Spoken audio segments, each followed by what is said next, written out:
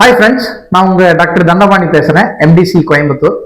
So அந்த 10 சப்ஜெக்டில் முதல் சப்ஜெக்ட் பார்த்துட்டோம், மெட்டீரியல் சயின்ஸ் அப்படிங்கிறது. ரெண்டாவது சப்ஜெக்ட் என்னன்னா மேனுஃபேக்சரிங் டெக்னாலஜி 1.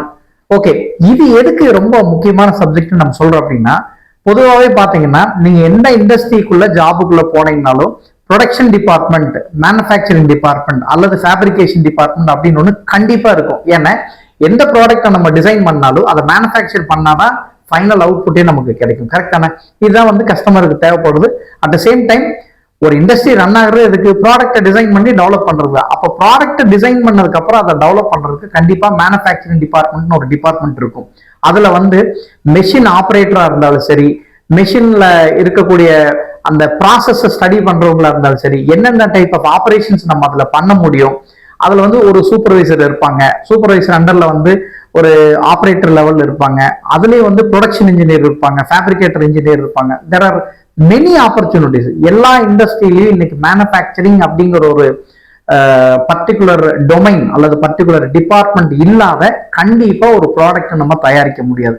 அப்படின்னா அந்த ப்ரொடக்ஷன் டிபார்ட்மெண்ட்டுக்குள்ள ஒருத்தர் ஜாபுக்கு என்டர் ஆகுறாரு அப்படின்னா அவருடைய கேரியருக்கு மெயினா மேனுஃபேக்சரிங் டெக்னாலஜி 1ல என்னென்ன விஷயம் நம்ம தெரிஞ்சுக்க முடியும் அப்படின்னு பாத்தீங்கன்னா, மெஷினிங் ப்ராசஸ், என்னென்ன மெஷினிங் எல்லாம் பண்ண முடியும்.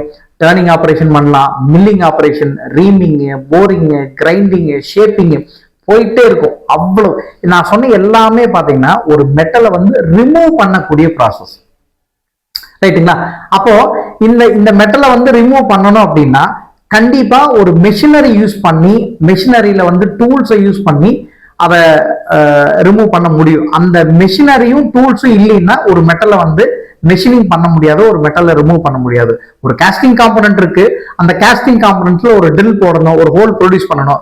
கண்டிப்பா அது மெஷின் இல்லாம பண்ண முடியாது. ஸோ அதுக்கு என்ன டைப் ஆஃப் மெஷின்ஸ் யூஸ் பண்றோம்? There are so many machines. அது மில்லிங் மெஷினா இருக்கலாம், ஷேப்பிங் மெஷினா இருக்கலாம், கிரைண்டிங் மெஷினா இருக்கலாம், போரிங் மெஷினா இருக்கலாம், ரீமிங் மெஷினா. There are many machineries and many tools. அப்ப என்னென்ன மெஷினரிஸ் எல்லாம் இருக்கு, அந்த மெஷினரிஸ்ல என்னென்ன மெட்டல் ரிமூவல் ஆபரேஷன்ஸ் பண்ண முடியும், அட் த சேம் டைம் எந்தெந்த மெஷினரிக்கு எப்படி அந்த அலவன்சஸ் கொடுக்கணும், டாலரன்சஸ் எப்படி டிஃபைன் பண்ணணும். மெஷினிங்லயும் அலவன்சஸ் இருக்கு, அது பேரே மெஷினிங் அலவன்ஸ் சொல்லுவாங்க. அதே மாதிரி காஸ்டிங் காம்பனன்ட் இருக்குன்னா அது காஸ்டிங் அலவன்சஸ் இருக்கு.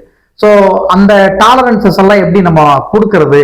மேனுஃபேக்சரிங் இண்டஸ்ட்ரியில ஒருத்தர் ஒரு மேனுஃபேக்சரிங் பர்சனா உள்ள போறாரு, ஒரு மெஷின் ஆப்ரேட்டரா உள்ள போறாருங்கிறது உட்பட ஒரு ஒரு ப்ரொடக்ஷன் இன்ஜினியரா அங்க ஜாப்ல ஒர்க் பண்றாரு அப்படின்னா கண்டிப்பா மெஷினரிஸை பத்தியும், அந்த மெஷினரிஸ்ல யூஸ் பண்ணக்கூடிய டூல்ஸை பத்தியும், மெஷினரியில் இருக்கக்கூடிய ஆப்ரேஷன்ஸை பத்தியும், லீனியர் மூமெண்டா இருந்தாலும் சரி, ஆங்குலர் மூமெண்டா இருந்தாலும் சரி, இந்த மூமெண்ட் எல்லாம் எப்படி அதை ஆப்ரேட் பண்ணுது, ஓவராலா என்னென்ன மெஷினிங் ப்ராசஸ் பண்ண முடியும், அதோட அக்யூரேசி லெவல் எந்த அளவுக்கு இருக்கணும் அப்படிங்கிற உட்பட இந்த மாதிரி விஷயங்கள் தெரிஞ்சுக்காம ஒரு ப்ரொடக்ஷன் இண்டஸ்ட்ரியில நம்ம ஜாபுக்கு போறது அவ்வளவு சரியானதில்லை. ஏன்னா அப்படி நீங்க அந்த ஜாபுக்கு போயிட்டீங்க அப்படின்னா, தெரியாம போயிட்டீங்க அப்படின்னா நீங்க பண்ணக்கூடிய ப்ரொடக்ஷன் மேபி தப்பா போகலாம், அல்லது லாங் டேர்ம் நீங்க அந்த ஃபீல்டுல சர்வே பண்ண முடியாத சுச்சுவேஷன்ஸ் ஆயிரும். இன்னைக்கு நிறைய ஆப்பர்ச்சுனிட்டிஸ் பாத்தீங்கன்னா not only Coimbatore, many places outside also. இன்னைக்கு மெஷினரிஸ் ஆட்டோமேஷன்ஸ் நிறைய வந்துருச்சு, ரைட்டா? நீங்க உட்கார்ந்து ஈச் அண்ட் எவ்ரி டைம் மேனுவலா ஆப்ரேட் பண்ணோம் அப்படிங்கிறது இல்லை. You should know the programming side. So once அந்த ஸ்கில் உங்களுக்கு தெரிஞ்சிருச்சு அப்படின்னா ஈஸியா நீங்க ஜாபுக்கு போக முடியும். ஆப்பர்ச்சுனிட்டிஸ் நிறைய இருக்கு. ஆனா இன்னைக்கு இருக்கக்கூடிய engineers they are not ready to go with that particular jobs. அப்படி நினைக்காதீங்க. இதுக்கான ஸ்கோப் நிறைய இருக்கு.